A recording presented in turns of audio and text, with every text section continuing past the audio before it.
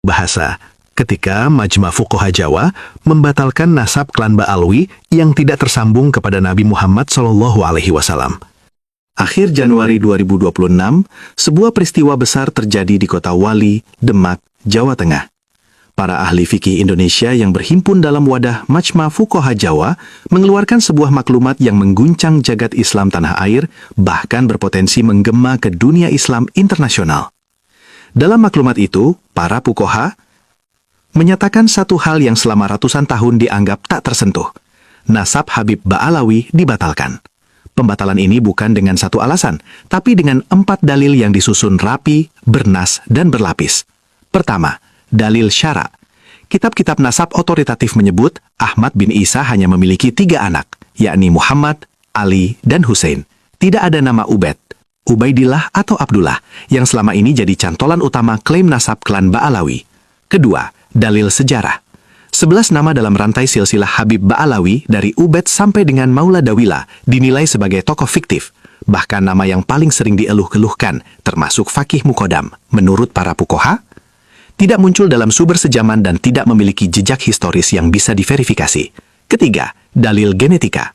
Uji kromosom Y menunjukkan Ba'alawi berada di haplogrup G, sementara jalur Bani Hashim yang diakui secara luas berada di haplogrup J1.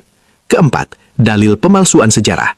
Mulai dari narasi sejarah nasional, narasi sejarah berdirinya Nahdlatul Ulama, tokoh-tokoh besar bangsa, hingga dugaan pembangunan makam-makam palsu yang dinisbatkan pada figur kuno Ba'alawi tanpa sumber yang sahih. 4 dalil, 4 palu godam, dan dalam satu maklumat, klaim itu sepertinya telah disambar petir hingga hancur berkeping. Warganet pun menunggu reaksi dari klan Habib Ba'alawi, karena kita semua tahu, ini bukanlah isu kecil, ini bukan sekedar beda pendapat, ini menyentuh jantung yang selama ini jadi sumber wibawa, kesucian nasab.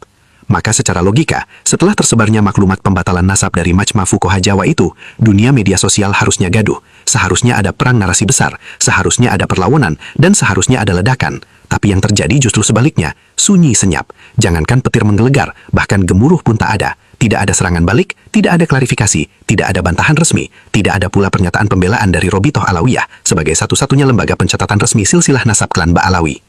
Dan yang paling mengejutkan, sosok Rizik Syihab pun diam 1000 bahasa. Padahal selama ini, kalau ada yang menyentuh isu nasab Ba'alawi, Rizik biasanya yang paling cepat menaikkan tensi, biasanya paling keras suaranya, dan paling meledak. Tapi kali ini, tidak ada sepatah kata pun.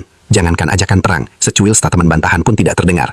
Realitas ini tentu saja membuat warganet bertanya-tanya, mengapa Rizik Syihab, Robitoh Alawiyah, bahkan seluruh habaib, seolah memilih dia membisu? Apakah karena mereka memang tidak mampu lagi untuk menjawab, karena tidak punya data, tidak punya kitab, dan tidak punya pegangan apapun, atau ada kemungkinan lain, mereka memang sengaja memilih untuk diam, sunyi, dan membisu? Dalam dunia propaganda, ada satu taktik yang terkenal, taktik yang terlihat pasif tapi sebenarnya sangat mematikan. Namanya strategic silent, keheningan strategis, diam yang disengaja, diam yang dihitung, dan diam yang dirancang dengan cermat. Jadi bukan berarti Habib Ba'alawi tidak tahu dengan maklumat pembatalan nasab mereka.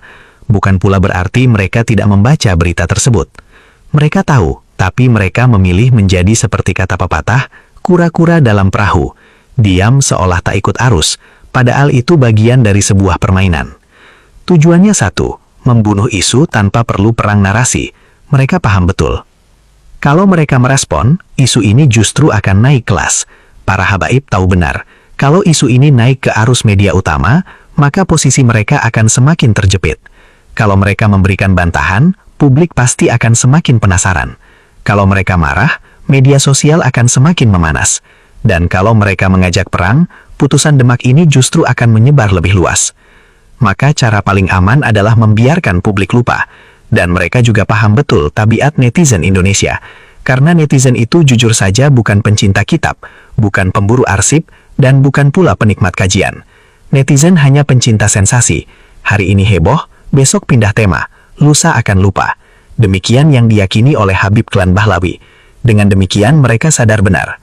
Bila maklumat pembatalan nasab ini tidak diberi drama besar, maka besar kemungkinan isu ini perlahan akan padam dan mati. Tapi masalahnya, strategic silent juga punya satu kelemahan. Apabila diam terlalu lama, strategi ini bisa dibaca sebagai satu pesan yang jauh lebih mengerikan, yakni menyerah. Maka sekarang pertanyaannya tinggal satu, Sampai kapan para Habib klan Bahlawi akan memilih diam? Apakah mereka berharap putusan Demak ini akan tenggelam? Ataukah mereka sedang menunggu momen untuk membalikan keadaan? Karena kalau putusan ini terus dibicarakan, strategic silent akan gagal. Dan ketika strategi diam ini gagal, biasanya yang muncul bukan lagi bantahan halus, tapi ledakan besar. Entah seperti apa bentuk ledakan itu. Yang pasti pada saat itu terjadi, kita semua akan melihat apakah klaim nasab ini benar-benar berdiri di atas bukti-bukti yang valid, atau hanya berdiri di atas mitos yang selama ini diselimuti doktrin, sehingga sebagian masyarakat takut kualat, takut dosa, dan akhirnya masyarakatlah yang memilih diam. Kalau menurut kalian, diamnya para Habib ini pertanda apa? Strategic silent, atau tanda kepanikan, karena mereka tidak mempunyai cukup data untuk melawan?